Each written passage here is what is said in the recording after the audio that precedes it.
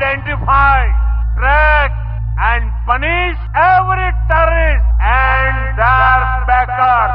ನಮಸ್ಕಾರ ಗೆಳೆಯರೇ, ದೇಶ ಪ್ರೇಮಿಗಳೇ, ನಮ್ಮ ಕನ್ನಡ ಡಿಫೆನ್ಸ್ ನ್ಯೂಸ್ ಯೂಟ್ಯೂಬ್ ಚಾನಲ್ಗೆ ಸ್ವಾಗತ. ನಿಮಗೆ ಭಾರತದ ರಕ್ಷಣಾ ಶಕ್ತಿಯ ವಿಷಯಗಳನ್ನು, ನಮ್ಮ ಸೇನೆಯ ಸಾಧನೆಗಳನ್ನು ಮತ್ತು ಮೇಕ್ ಇನ್ ಇಂಡಿಯಾ ಅಭಿಯಾನದ ಶಕ್ತಿಯನ್ನು ನಿಮ್ಮ ಭಾಷೆಯಲ್ಲಿ ಅಂದರೆ ಕನ್ನಡದಲ್ಲಿ ಕೇಳಿ.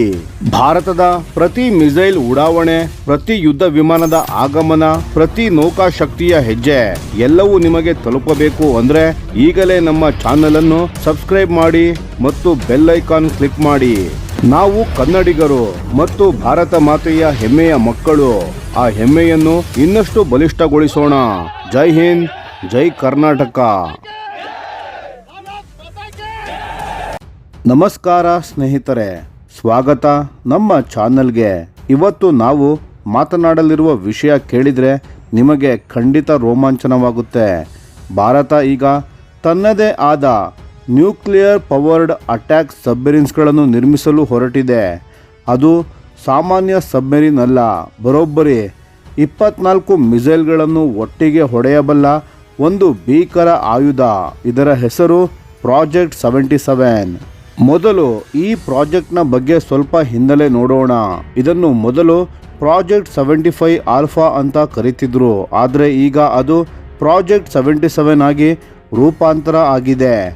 ಭಾರತ ಸರ್ಕಾರದ ಅತ್ಯುನ್ನತ ಭದ್ರತಾ ಸಮಿತಿ ಅಂದರೆ ಕ್ಯಾಬಿನೆಟ್ ಕಮಿಟಿ ಆನ್ ಸೆಕ್ಯೂರಿಟಿ ಇದಕ್ಕೆ ಈಗಾಗಲೇ ಅನುಮೋದನೆ ಕೊಟ್ಟಿದೆ.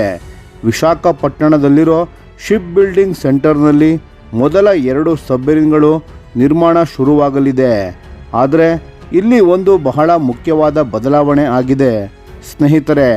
ಮೊದಲಿಗೆ ಇದನ್ನು ಒಂದು ಸಾಧಾರಣ ಹಂಟರ್ ಕಿಲ್ಲರ್ ಸಬ್ಮೆರಿನ್ ಆಗಿ ಡಿಸೈನ್ ಮಾಡ್ತಿದ್ರು, ಆದರೆ ಈಗ ಇದನ್ನು ಒಂದು ಆರ್ಸೆನಲ್ SSN ಆಗಿ ಮಾಡ್ತಿದ್ದಾರೆ. ಅಂದರೆ ಶತ್ರುಗಳ ಹಡಗುಗಳನ್ನು ಮುಳುಗಿಸೋದು ಮಾತ್ರ ಅಲ್ಲ, ನೆಲದ ಮೇಲಿರೋ ಟಾರ್ಗೆಟ್ಸ್ಗಳ ಮೇಲೂ ದೂರದಿಂದ ನಿಖರ ದಾಳಿ ಮಾಡೋ ಸಾಮರ್ಥ್ಯ ಇದಕ್ಕಿರುತ್ತೆ, ಎರಡೂ ಒಂದೇ ಹಡಗಿನಲ್ಲಿ. ಇನ್ನು ಇದರ ಗಾತ್ರದ ಬಗ್ಗೆ ಮಾತನಾಡೋಣ. ಪ್ರಾಜೆಕ್ಟ್ 77 ಸಬ್ಮೆರಿನ್ನ ತೂಕ ಎಷ್ಟಿರುತ್ತೆ ಅಂತ ಗೊತ್ತಾ? ಬರೋಬ್ಬರಿ 10,000 ಟನ್. ಇದು ಬಹಳ ದೊಡ್ಡ ಸಂಖ್ಯೆ. ಈ ಗಾತ್ರ ಯಾಕೆ ಮುಖ್ಯ ಅಂದರೆ ಒಳಗಡೆ ಜಾಸ್ತಿ ಸ್ಪೇಸ್ ಇರುತ್ತೆ. ಆ ಸ್ಪೇಸ್ನಲ್ಲಿ ಅವರು ಒಂದು ಅತ್ಯದ್ಭುತವಾದ ವ್ಯವಸ್ಥೆಯನ್ನು ಅಳವಡಿಸುತ್ತಿದ್ದಾರೆ, ವರ್ಟಿಕಲ್ ಲಾಂಚ್ ಸಿಸ್ಟಮ್, ಸಂಕ್ಷಿಪ್ತವಾಗಿ ಹೇಳಬೇಕೆಂದರೆ VLS. ಈ VLSನಲ್ಲಿ ಒಟ್ಟು 24 ಮಿಸೈಲ್ ಸೆಲ್ಸ್ಗಳು ಇರುತ್ತವೆ. ಇದು ಅಮೆರಿಕ, ರಷ್ಯಾ ಇಂತಹ ದೇಶಗಳ ಆಧುನಿಕ ನ್ಯೂಕ್ಲಿಯರ್ ಸಬ್ಮೆರಿನ್ಸ್ಗಳ ಸಾಲಿಗೆ ಭಾರತವನ್ನು ಸೇರಿಸುತ್ತೆ. ಈ 24 ಸೆಲ್ಸ್ನಲ್ಲಿ ಏನೆಲ್ಲ ಹಾಕಬಹುದು ಅಂತೀರಾ? ಒಂದು ಕಡೆ ನಮ್ಮ ಬ್ರಹ್ಮೋಸ್ ER ಭಾರತ ಮತ್ತು ರಷ್ಯಾ ಜಂಟಿಯಾಗಿ ತಯಾರಿಸಿದ ಸೂಪರ್ ಸಾನಿಕ್ ಕ್ರೂಸ್ ಮಿಸೈಲ್. ಮತ್ತೊಂದು ಕಡೆ ನಿರ್ಭಯ್ ಅಥವಾ ITCM 1500 ಕಿಲೋಮೀಟರ್ಗಿಂತ ಜಾಸ್ತಿ ದೂರ ಹೋಗಬಲ್ಲ ಲಾಂಗ್ ರೇಂಜ್ ಕ್ರೂಸ್ ಮಿಸೈಲ್. ಒಂದೇ ಸಬ್ಮೆರಿನ್ನಲ್ಲಿ ಈ 2 ಕ್ಷಿಪಣಿಗಳನ್ನು ಏಕಕಾಲದಲ್ಲಿ ತುಂಬಿಸಬಹುದು. ಇದರ ಮತ್ತೊಂದು ಅನುಕೂಲ ಏನೆಂದರೆ ಭವಿಷ್ಯದಲ್ಲಿ ಹೊಸ ಮಿಸೈಲ್ಗಳು ಬಂದರೂ ಸಬ್ಮೆರಿನ್ಸ್ಗಳನ್ನು ಒಡೆದು ಮತ್ತೆ ಕಟ್ಟೋ ಅಗತ್ಯ ಇಲ್ಲ. ಈ ಯೂನಿವರ್ಸಲ್ ಲಾಂಚ್ ಸೆಲ್ಸ್ ಡಿಸೈನ್ ಅದನ್ನು ಈಗಿನಿಂದಲೇ ಸಿದ್ಧಪಡಿಸಿದೆ.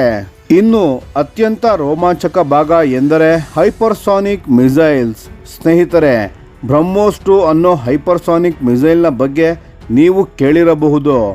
ಇದು ಶಬ್ದದ ವೇಗಕ್ಕಿಂತ 7ರಿಂದ 8 ಪಟ್ಟು ವೇಗವಾಗಿ ಚಲಿಸಬಲ್ಲದು. ಇಂತಹ ಮಿಸೈಲ್ಗಳನ್ನು ಶತ್ರು ತಡೆಯೋದು ಬಹಳ ಕಷ್ಟ. ಪ್ರಾಜೆಕ್ಟ್ 77 ಸಬ್ಮೆರಿನ್ಸ್ಗಳು ಅದನ್ನು ಮೊದಲಿನಿಂದಲೇ ಬ್ರಹ್ಮೋಸ್ 2 ಕಾಂಪಿಟೇಬಲ್ ಆಗಿ ಡಿಸೈನ್ ಮಾಡ್ತಿದ್ದಾರೆ. DRDO ಆ ಮಿಸೈಲ್ ರೆಡಿ ಮಾಡಿದ ತಕ್ಷಣ ಈ ಸಬ್ಮೆರಿನ್ ಅದನ್ನು ಬಳಸಿಕೊಳ್ಳಲು ಸಿದ್ಧವಾಗಿರುತ್ತೆ. ಯಾವುದೇ ತಡ ಇಲ್ಲ, ಯಾವುದೇ ಮಾರ್ಪಾಡು ಇಲ್ಲ. ಇನ್ನು ಪ್ರೊಪಲ್ಷನ್ ಬಗ್ಗೆ ಮಾತನಾಡೋಣ. ಅಂದರೆ ಇದಕ್ಕೆ ಚಾಲನೆ ಕೊಡೋ ವ್ಯವಸ್ಥೆ. ಈ ಸಬ್ಮೆರಿನ್ಸ್ಗಳನ್ನು 190ರಿಂದ 200 ಮೆಗಾವ್ಯಾಟ್ ಸಾಮರ್ಥ್ಯದ ಪ್ರೆಷರೈಸ್ಡ್ ವಾಟರ್ ರಿಯಾಕ್ಟರ್ ಚಲಿಸುತ್ತೆ. ಇದೊಂದು ಭಾರಿ ಶಕ್ತಿಶಾಲಿ ನ್ಯೂಕ್ಲಿಯರ್ ರಿಯಾಕ್ಟರ್. ಇದರಿಂದ ಸಬ್ಮೆರಿನ್ಸ್ಗಳು ತುಂಬ ದಿನಗಳ ಕಾಲ ತುಂಬ ವೇಗವಾಗಿ ಅಂಡರ್ ವಾಟರ್ನಲ್ಲಿ ಚಲಿಸಬಹುದು ಮತ್ತು ಟ್ರೆಡಿಷನಲ್ ಪ್ರೊಪೆಲ್ಲರ್ ಬದಲು ಇದರಲ್ಲಿ ಪಂಪ್ ಜೆಟ್ ಪ್ರೊಪಲ್ಷನ್ ಅನ್ನು ಬಳಸುತ್ತಾರೆ. ಇದರ ಅನುಕೂಲ ಏನೆಂದರೆ ಶಬ್ದ ಬಹಳ ಕಡಿಮೆ, ಶತ್ರುವಿನ ಸೋನಾರ್ಗೆ ಸಿಕ್ಕಿ ಬೀಳೋ ಚಾನ್ಸ್ ಬಹಳ ಕಡಿಮೆ.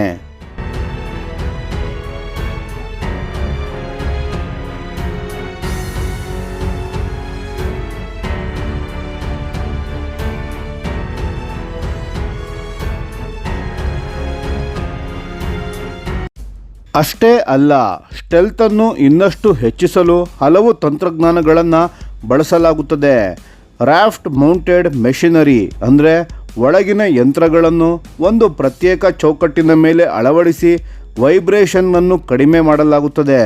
ಹೊರಗಡೆ ಅನೆಕೋಯಿಕ್ ಕೋಟಿಂಗ್, ಶತ್ರುವಿನ ಸೋನಾರ್ ವೇವ್ಸ್ಗಳನ್ನು ಹೀರಿಕೊಳ್ಳೋ ಒಂದು ವಿಶೇಷ ಲೇಪನ. ಇವೆಲ್ಲ ಸೇರಿ ಈ ಸಬ್ಮೆರಿನ್ಗಳನ್ನು ನೀರಿನೊಳಗೆ ಪತ್ತೆ ಮಾಡುವುದು ಶತ್ರುಗಳಿಗೆ ಬಹಳ ಕಷ್ಟ. ಇದು ಭಾರತಕ್ಕೆ ಯಾಕೆ ಇಷ್ಟು ಮುಖ್ಯ ಅಂತ ಯೋಚಿಸಿ ನೋಡಿ. ಹಿಂದೂ ಮಹಾಸಾಗರ ಪ್ರದೇಶವು ಇಂದು ತುಂಬ ಸ್ಟ್ರಾಟಜಿಕ್ ಆಗಿ ಮಾರ್ಪಟ್ಟಿದೆ. ಚೀನಾ ತನ್ನ ಸಬ್ಮೆರಿನ್ಸ್ಗಳನ್ನು ಮತ್ತು ಯುದ್ಧ ನೌಕೆಗಳನ್ನು ನಮ್ಮ ಸಮುದ್ರದ ಗಡಿಯಲ್ಲಿ ಓಡಾಡಿಸುತ್ತಿದ್ದಾರೆ. ಇಂತಹ ಸಮಯದಲ್ಲಿ ಪ್ರಾಜೆಕ್ಟ್ 77 SSN ಶಾಂತಿ ಕಾಲದಲ್ಲಿ ಶತ್ರುಗಳ ನೌಕಾ ಚಟುವಟಿಕೆಯನ್ನು ಟ್ರ್ಯಾಕ್ ಮಾಡುತ್ತೆ.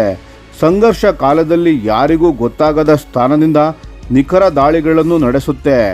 ಶತ್ರುವಿಗೆ ಅದು ಎಲ್ಲಿಂದ ಬಂತು ಅಂತ ತಿಳಿಯುವುದೇ ಇಲ್ಲ. ಅದೇ ಇದರ ಶಕ್ತಿ. ಆದರೆ ಸ್ನೇಹಿತರೆ, ಇದು ಅಷ್ಟು ಸುಲಭವಲ್ಲ. ಒಂದೇ ಸಬ್ಮೆರಿನ್ನಲ್ಲಿ ನ್ಯೂಕ್ಲಿಯರ್ ರಿಯಾಕ್ಟರ್, 24 ಸೆಲ್ಸ್ಗಳ VLS ಮತ್ತು ಉನ್ನತ ಸ್ಟೆಲ್ತ್ ಟೆಕ್ನಾಲಜಿ ಇವೆಲ್ಲವನ್ನು ಒಟ್ಟಿಗೆ ಅಳವಡಿಸೋದು ಇಂಜಿನಿಯರಿಂಗ್ನ ಬಹಳ ದೊಡ್ಡ ಸವಾಲು. ಇದಕ್ಕೆ ವರ್ಲ್ಡ್ ಕ್ಲಾಸ್ ಸಿಸ್ಟಮ್ ಇಂಜಿನಿಯರಿಂಗ್ ಬೇಕು. ಭಾರತ ಆ ದಿಕ್ಕಿನಲ್ಲಿ ದೃಢ ಹೆಜ್ಜೆಯನ್ನು ಇಟ್ಟಿದೆ. ಇದು ನಿಜಕ್ಕೂ ಹೆಮ್ಮೆಯ ವಿಷಯ. ಸ್ನೇಹಿತರೆ, ಪ್ರಾಜೆಕ್ಟ್ 77 ಕೇವಲ ಒಂದು ಸಬ್ಮೆರಿನ್ ಅಲ್ಲ, ಇದು ಭಾರತದ ಸಮುದ್ರ ಶಕ್ತಿಯ ಹೊಸ ಅಧ್ಯಾಯ. ಮುಂದಿನ ದಶಕಗಳಲ್ಲಿ ಹಿಂದೂ ಮಹಾಸಾಗರ ಪ್ರದೇಶದ ಮೇಲೆ ಭಾರತದ ಹಿಡಿತ ಇನ್ನಷ್ಟು ಗಟ್ಟಿಯಾಗಲಿ ಅಂತ ಆಶಿಸೋಣ.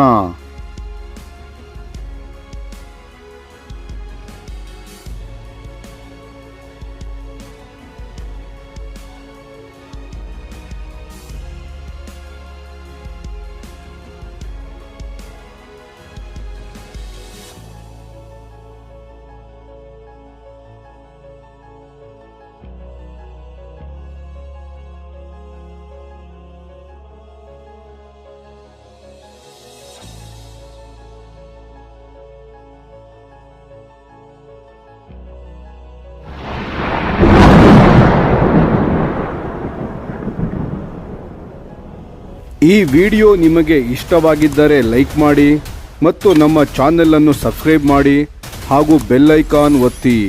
ಯಾವ ಅಪ್ಡೇಟ್ಗೂ ಮಿಸ್ ಆಗಬೇಡಿ. ಡಿಫೆನ್ಸ್ ಸುದ್ದಿಗಳನ್ನು ತ್ವರಿತವಾಗಿ ಪಡೆಯಿರಿ. ನಿಮ್ಮ ಬೆಂಬಲವೇ ನಮ್ಮ ಶಕ್ತಿ. ಭಾರತ ಬಲಿಷ್ಠವಾಗಲಿ ಎಂದು ಆಶಿಸುತ್ತಾ ಭಾರತ ಮಾತೆಗೆ ಜೈ. ಧನ್ಯವಾದಗಳು.